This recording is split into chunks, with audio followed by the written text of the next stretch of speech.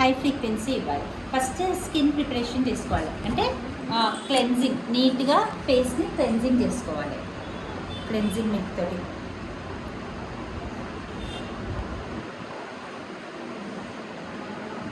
Next high frequency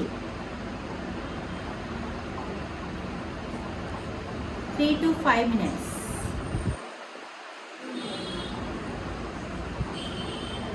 3 to 5 minutes.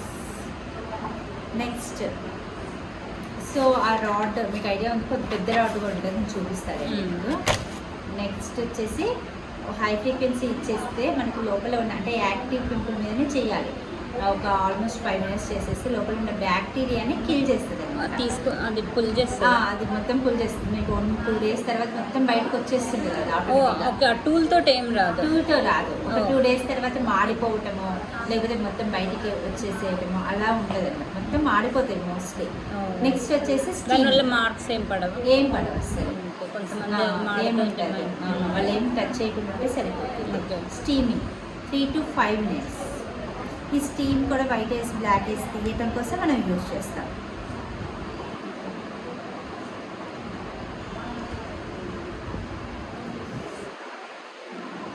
వీలైతే cool steam పెడితే best hot steam కంటే. Cool steam idea ఉంది కదండి, లేదా కూల్ ప్యాక్స్తో అయినా పెట్టవచ్చు. మీరు ఐస్ క్యూబ్స్ వేసేసి టిష్యూస్ పెట్టేసుకొని దాంతో పోర్స్ ఓపెన్ అయ్యి బ్లాక్ హెడ్స్ వైట్ హెడ్స్ రావడానికి ఈజీ ఉంటుంది. పింపుల్స్ ఉన్న వాళ్ళకి ఎప్పుడు స్టీమ్ పట్టద్దు, హాట్ స్టీమ్ పెట్టద్దు. ఎందుకంటే ఇంకా పోర్స్ ఓపెన్ అయ్యి ఇంకా అది ఇంకా రెడ్డిష్ అట్లా అనిపిస్తుంది. మీరు ఎప్పుడైనా ఫేషియల్ చేసేటప్పుడు కూడా హాట్ స్టీమ్ అనేది పెట్టకూడదు అనమాట. Okay.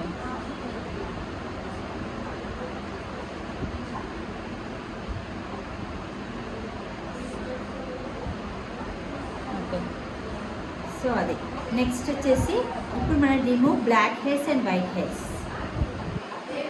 Black and white hairs అనేది రిమూవ్ చేస్తాం.